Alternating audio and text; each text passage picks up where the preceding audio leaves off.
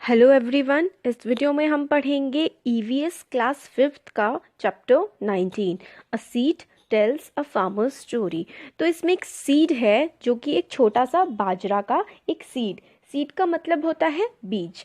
तो इसमें एक छोटा सा बाजरा का सीड है और वो जो है रखा हुआ है, स्टे कर रहा है, मतलब रखा हुआ है एक ब्यूटीफुल काफ़ी सुंदर से वुडन बॉक्स में, मतलब एक लकड़ी के डिब्बे में 1940 से वो रखा हुआ है। और वो कह रहा है कि मुझे अपनी स्टोरी आपको बतानी है। ये स्टोरी जो है ये बहुत बड़ी स्टोरी है और मतलब ये सारी की सारी बात एक सीड, एक बीज बोल रहा है कि मेरी स्टोरी है वो बहुत बड़ी है और ये स्टोरी सिर्फ मेरी ही नहीं है और भी बहुत सारे लोगों की स्टोरी ये है।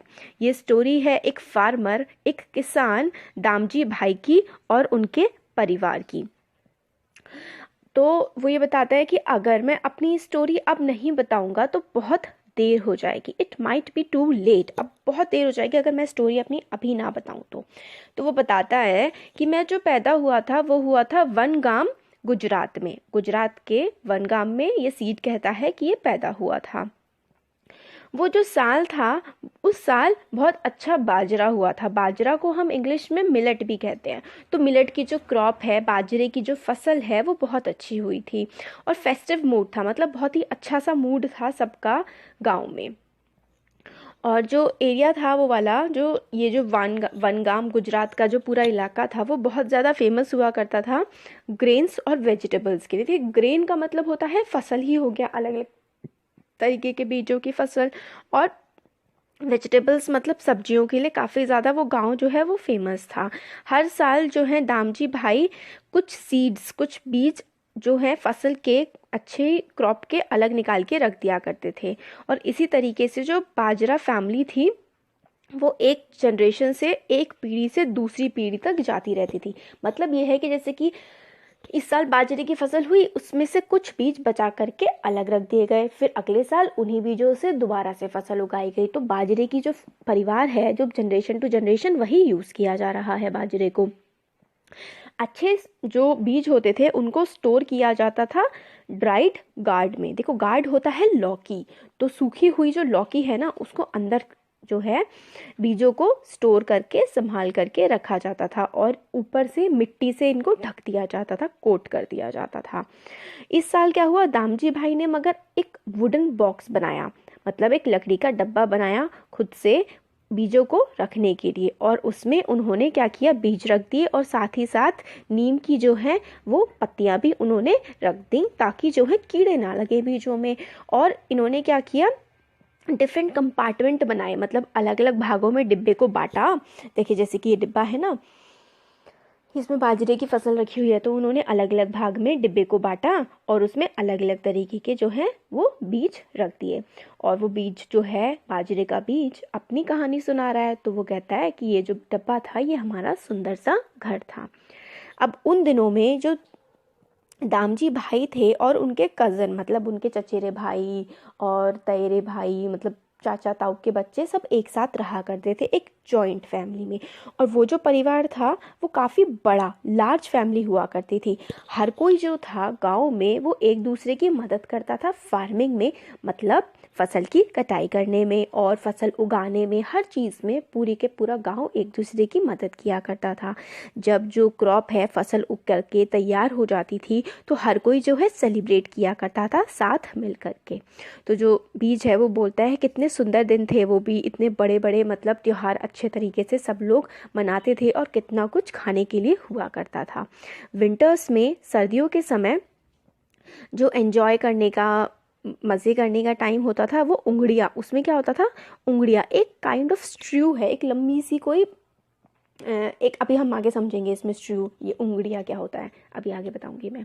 तो इसमें क्या होता था कि सारे के सारे वेजिटेबल्स क्या करे जाते थे, एक क्ले पॉट में वो रख दिए जाते थे, मतलब एक मिट्टी के घड़े में रख दिए जाते थे अलोंग विथ फ्रेश स्पाइसेस। मिट्टी के घड़े में सारे के सारे जो वेजिटेबल हैं, सब्जियां रख दी और उसमें फ्रेश स्पाइसेस, बिल्कुल ताज़े मसाले डाल दिए।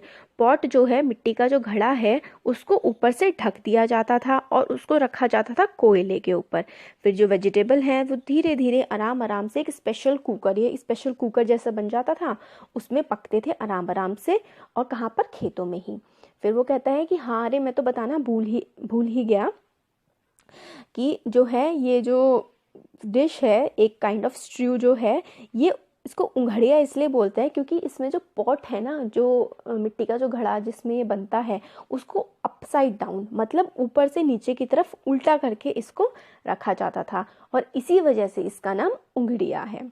और गुजराती में उंघड़िया का मतलब होता है अपसाइड डाउन, और उंघड़िया जो है ये खाया जाता था बाजरे की रोटी के साथ। और जो बिल्कुल फ्रेशली कुक्ड जो होती थी एकदम चूल्हे पे, जो बाजरे की रोटियां तुरंत तुरंत बनाई जाती थी, उनके साथ ये उंघड़िया जो है वो खाया जाता था।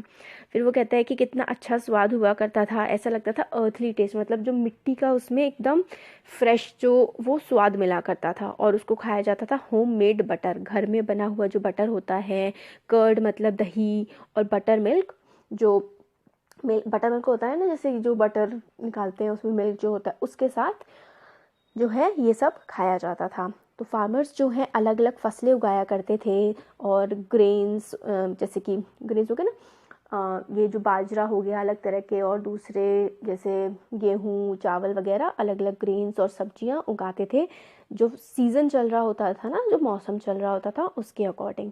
और फार्मर जो है वो केप्ट एनफ, जितनी उनको ज़रूरत होती थी उतनी फसल अपने लिए बचा के रखते थे, और बाकी जो है वो सिटी शहरों के जो दुकानदार हुआ करते थे उनको बेच दिया करते थे।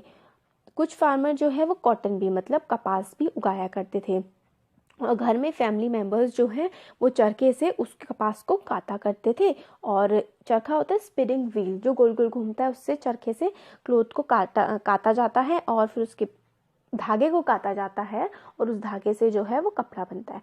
अभी जो क्वेश्चंस वगैरह है ना, ये हम चैप्टर के लास्ट में देखेंगे, तो क्योंकि जब पूरा चैप्टर समझ लेंगे तो हम अच्छे से इनको कर पाएंगे, इन वाले क्वेश्चंस को। तो आगे नेक्स्ट है इसमें, ये देखिए हमें फसल को पहचानने के लिए बोला गया, चलो ये वाला भी देख लेते हैं। अब सबसे पहला वाला जो है ये क्या दिख रहा है, ये है कॉर्न, मक्का है ये। दूसरा है मस्टर्ड सीड, मतलब सरसों के बीज है मस्टर्ड सीड। तीसरा है व्हीट, मतलब गेहूं, और चौथा है बाजरा, मतलब मिलेट्स। फिर क्वेश्चन अब देख लेंगे थोड़ी देर में। फिर आता है व्हेन टाइम्स चेंज्ड। अब क्या हुआ, अब समय जो है थोड़ा बदल गया, समय के साथ चीज़ें भी बदल गई। तो ओवर ईयर समय के साथ चेंजेस आए गांव में। कुछ लोग जो है क्या हुआ, कैनाल से पानी आने लगा, मतलब जो नदी जैसी होती है ना आर्टिफिशियल, पहले सीमेंटेड बनाई जाती हैं, फिर उसमें डैम से पानी भेजा जाता है, तो इस तरीके के जो कैनाल हैं वो गांव तक पानी लाने लगे। डैम्स की वजह से, जो रिवर पे डैम बनाए गए उससे कैनाल से अलग अलग जगह पानी पहुंचाया जाने लगा, और इससे बिजली भी आई, इलेक्ट्रिसिटी भी आई, मतलब आप स्विच को ऑन करो, बटन दबाओ और लाइट आ जाएगी। अब लोगों ने क्या किया, दो क्रॉप्स लोगों को लगने लगा, जो दो फसलें हैं व्हीट और कॉटन, मतलब गेहूं और कपास, इसके जो दाम है मार्केट में वो काफ़ी अच्छे मिल जाते हैं। तो ज़्यादातर फार्मर्स ने क्या किया, इनको ही उगाना शुरू कर दिया, मतलब किसको, व्हीट को और कॉटन को। सून जल्दी ही क्या हुआ, बाजरा ज्वार और अदर वेजिटेबल्स, बाजरा ज्वार और दूसरी जो सब्जियां पहले उगाई जाती थी उनको जो है भुला दिया गया, और फार्मर्स जो हैं अब सीड खरीदने लगे बाजार से। पहले तो बचा के रख लेते थे, अब फार्मर्स हर साल नए सीड बाजार से खरीदने लगे। अब लोग कहते हैं कि नए तरीके के सीड हैं तो फार्मर को इनको स्टोर करने की ज़रूरत नहीं है, पुराने जो क्रॉप थी पुराने सीड्स की तरह इसको स्टोर करने की, बचा करके रखने की कोई ज़रूरत नहीं है। अब लोग क्या है, गांव के लोग जो हैं वो अब एक साथ ना ही खाना पकाते हैं ना ही खाना खाते हैं जैसे पहले करा करते थे। अब बहुत ही कम ऐसा होता है, बड़े स्पेशल ओकेजन्स पे ही ऐसा होता है कि वो साथ में बैठ करके खाना खाएं। और अब ऐसा भी बोलते हैं लोग कि हमें वो याद है पहला टेस्टी खाना जो पास्ट में हुआ करता था, जो फ्रेश हुआ करता था, ऐसा लगता था खेतों से बना करके एकदम उगा करके और अभी खाना बना रहे हैं। कितना मतलब टेस्ट चेंज हो गया है। अब किस तरीके से, अब वो कहता है कि कैसे चेंज नहीं होगा सीड, ये कहता है क्योंकि जब सीड ही बदल गया है तो टेस्ट कैसे सेम हो सकता है ना। अब जो दामजी भाई जो हैं अब वो काफ़ी बूढ़े हो गए हैं। अब उनका जो सन, उनका बेटा हसमुख जो है वो देख रेख करता है खेतों की और पूरे परिवार की। हंसमुख जो है वो काफ़ी पैसे कमा रहे हैं अब फार्मिंग करके, खेती करके। उसने जो पुराना घर है उसको भी दोबारा बना लिया है, नई मशीनें लाई हैं उसने फार्मिंग करने के लिए। इलेक्ट्रिक मोटर से अब वो पानी जो है ज़मीन से निकाल करके सिंचाई करता है। उसने मोटरसाइकिल भी खरीद ली है जिससे वो इजीली सिटी में जा सकता है। ट्रैक्टर अब प्लो करने के लिए, मतलब जो वो होता है ना प्लोइंग का मतलब, जैसे कि खुदाई वगैरह, मिट्टी को ऊपर हटाना, ये सब जो है वो करता है अब ट्रैक्टर की मदद से। अब जो है ट्रैक्टर की मदद से करता है। और पहले क्या हुआ करता था, पहले बुलक्स हुआ करते थे, मतलब पहले बैलों की मदद से किया जाता था, और अब ट्रैक्टर की मदद से ये सब कुछ बहुत ही जल्दी कर लिया जाता है।